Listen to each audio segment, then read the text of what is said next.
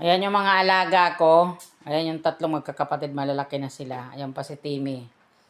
O ito naman si Sky. Tapos ito naman si Snow. Ito naman si Blue. Ito naman si Mochi.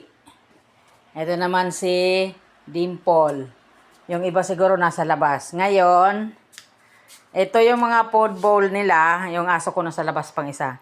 Tingnan mo naman ang nangyari. Oh, mga barag-barag dito sa kakano nitong alaga kong aso si Star. Yan. Barag-barag na sila. Ayan yung mga nila. Ayan yung mga dati nilang pakainan. Ayan. Siyempre, dahil mahal natin yung mga pets natin, in-order natin sila ng all stainless. Ayan na. Hindi na nila kailangan na ngat-ngatin pa yan. Magkakanda balik-balik talaga yung mga ngipin nila dyan.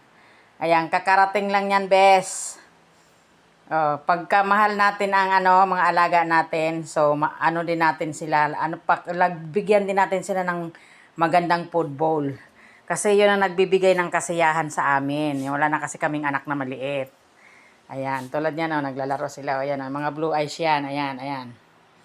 Ayan, isa mga tulala na. Ayan, binilhan natin sila ng food bowl sa online shop.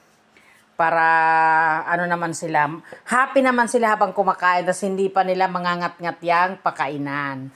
Ayun lang mga bestie, maraming salamat sa ipanonood. Like and share for funny videos.